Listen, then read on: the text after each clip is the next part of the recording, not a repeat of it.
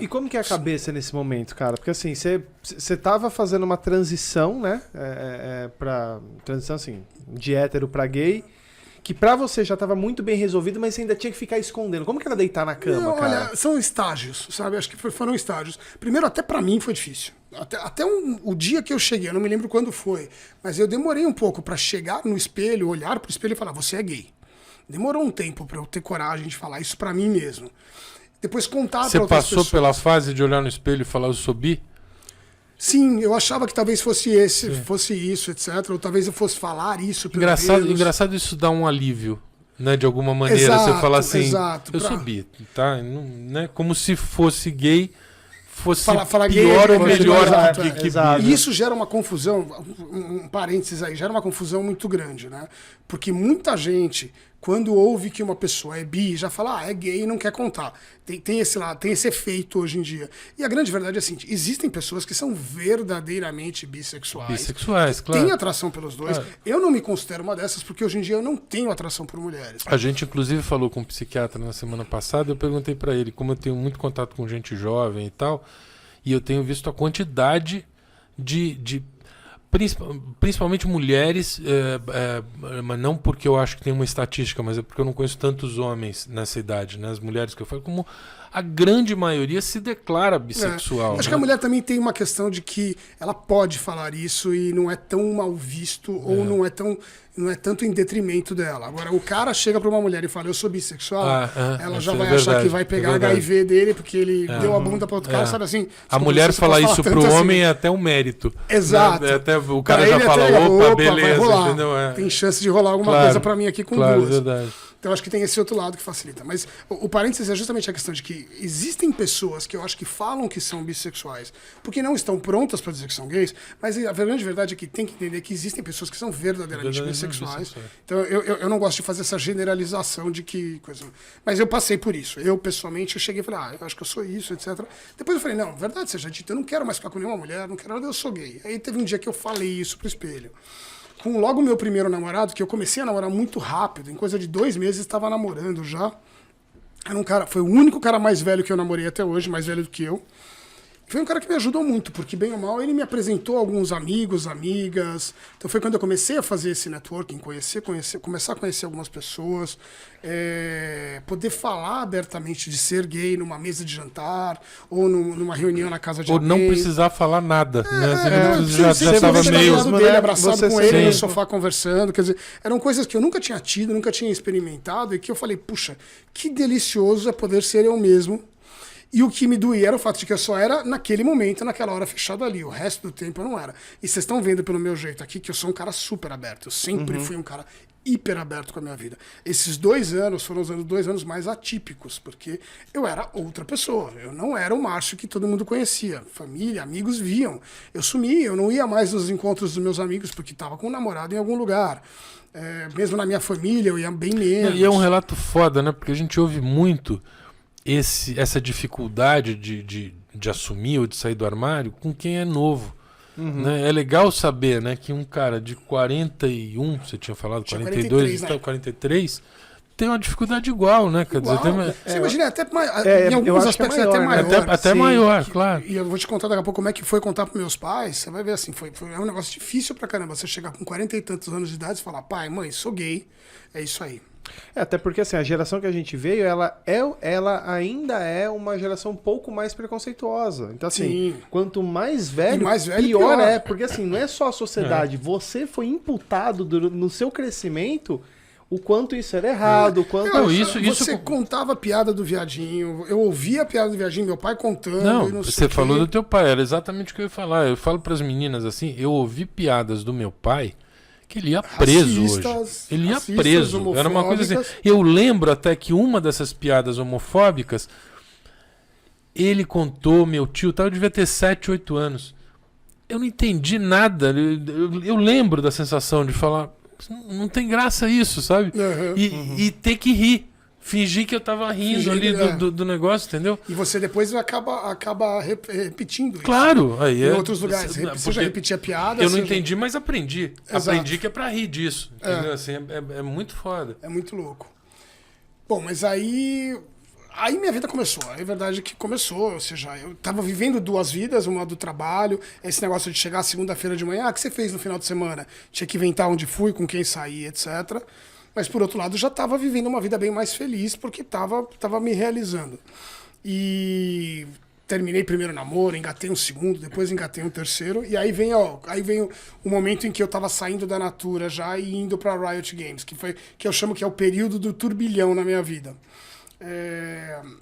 Eu fui numa festa, numa balada aqui em São Paulo, na Lions, que era uma festa de Réveillon, isso já em 2014 para 2015, na virada de 2014 para 2015, fui na festa de Réveillon com o meu namorado, que é o meu terceiro namorado na época, e um primo da minha ex-mulher, que também é gay, estava nessa balada. E eu sei lá, eu como cargas d'água, o cara me reconheceu. Porque eu vi esse cara 3 vezes na minha vida. 3 vezes. Eu vi no meu casamento, no casamento da irmã dele e no aniversário do pai. Eu vi 3 vezes o camarada.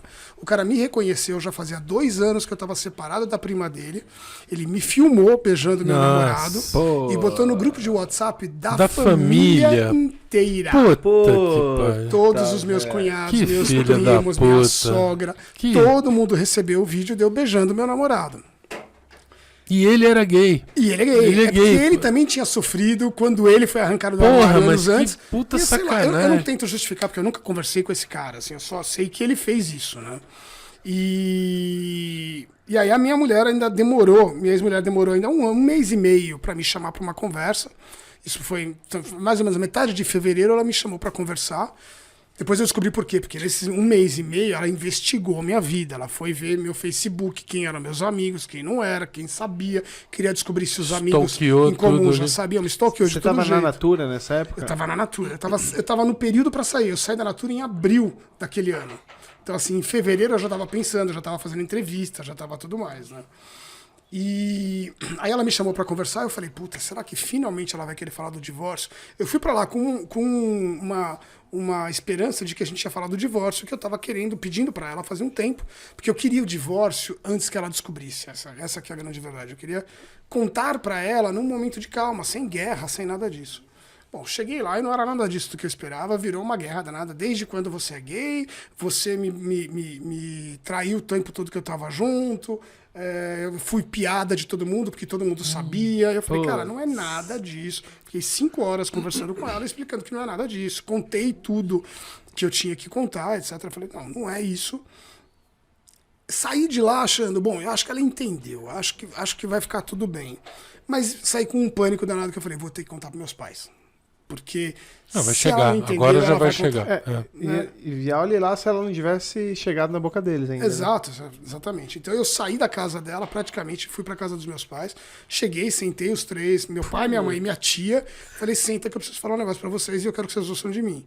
E aí, contei. Eu tinha toda uma estratégia, de novo, o cara que pensa antes, né? Eu tinha um discurso inteiro escrito assim na minha cabeça. Foi no mesmo dia? Eu saí da casa dela e fui pra deles. Eu só liguei pra minha irmã no meio do caminho, que minha irmã já sabia fazer 1 mês. Eu tinha contado pra minha irmã fazia 1 mês. E foi por isso que deu briga, porque eu tinha contado pra minha irmã e pra 3 amigos meus 1 mês, 2 meses antes. Irmã mais velha ou mais nova? E ela viu fotos deles na minha casa com meu namorado. Então ela falou, todos os amigos sabiam. A tua irmã era mais velha ou mais nova? Mais como nova. É que ela reagiu? Ela reagiu bem. Minha irmã é engraçado que ela tem pouquíssima convivência com o mundo gay, o mundo LGBT em geral. Embora seja bailarina e dentista, mas assim, ela não tem muitos amigos no mundo LGBT. Mas ela reagiu bem, ela falou, não, você é meu irmão do mesmo jeito, nada vai mudar, etc. Mas na hora que eu liguei pra ela e falei, tô indo pra casa do papai e da mamãe, vou contar...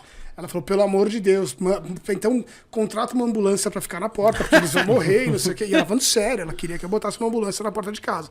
Falei, você acha que eu mato eles antes, né? Só de ver a ambulância eles não vão entender nada. Fui, contei, foi talvez o dia mais difícil da minha vida. De longe o dia mais difícil da minha vida, porque eu tive que... vim todo num caminho de, puta, eu amo vocês, eu sei que vocês me amam, eu sou o mesmo filho que vocês sempre tiveram, não sei o que, mas tem uma coisa pra contar. Sou gay, estou namorando, a minha ex descobriu, ficou sabendo, não sei o que, então era importante que eu contasse pra vocês. E as reações foram exatamente as que eu imaginava. Falei, né, tava meu pai, minha mãe e minha tia, que é muito ligada a eles, tá sempre com eles, tá sempre com todos nós. Meu pai imediatamente virou pra mim, eu esperava isso dele, meu pai é um cara muito frio também, ele virou e falou assim, filho, nada muda. Você é meu filho, eu te amo, nada muda. E saiu. Se ele foi chorar, o que ele foi fazer, eu não sei, mas ele saiu. E, assim, demorou um tempo, mas vida normal depois disso. Alguns meses e depois vida normal. A minha tia, que é maravilhosa, ela chorando, com lágrimas nos olhos, me abraçou, me deu um abraço gigantesco e virou e falou assim, eu te amo e eu tô aqui porque você precisar. E sentou de volta do meu lado. Ficou do meu lado. E aí minha mãe, que tava ali girando o óculos dela, assim, nervosa, não sei o que, ela virou e falou, eu preferia não saber, eu preferia ter morrido sem ouvir isso, eu não quero conhecer ninguém, eu não quero saber nada, não sei o que lá, e levantou e foi embora também. Então foi um dia muito difícil, muito complicado. E aí, voltando naquela história, talvez para uma criança, o medo seja, uma pessoa mais nova, o medo é maior, porque talvez ela não tenha uma independência financeira, não tenha nada, e de repente ser expulso de casa, que tem tanta gente é horrível. Ou pior ainda, ficar em casa e ser maltratado todo dia por um bom tempo depois. Eu não tinha isso, eu não tinha esse peso, mas tinha um peso de decepção, né? Não, os pais já deviam ter falado, se eles desconfiaram algum dia na vida, tinham falado já, não tem perigo, casou com mulher, não sei o que, não vai ter. E ali eu destruí qualquer coisa. Não tem perigo, eu tô pensando boa. Na cabeça dele. Na cabeça deles, claro. Só sei que no final das contas foi isso. Foi um dia super, hiper difícil. Os próximos meses foram complicados. Toda vez que eu encontrava a minha mãe, ela não conseguia olhar no meu olho. Eu percebia que ela tinha dificuldade de falar comigo. Pai não? Meu pai, aos poucos, foi melhorando também. Ele, assim, tocar no assunto, ele não iria tocar de um jeito ou de outro. Mas ele nunca deixou de ser meu pai. E assim como minha mãe nunca deixou de ser minha mãe. Mas eu via que eles estavam tentando entender como navegar isso. Eu digo que eles perceberam, depois de um tempo, que, eu sou o mesmo filho. Com o mesmo carinho por eles. Nada mudou nesse sentido. Continuo sendo um cara sério, continuo sendo um cara trabalhador, etc. Então não tinha muito o que mudar, né? Claro. Ainda assim, eu levei alguns anos para apresentar um namorado, mas... Os medos deles talvez fossem de preconceitos, não com relação a você ser gay ou não, mas ao ideário, né? Assim, ao que tem...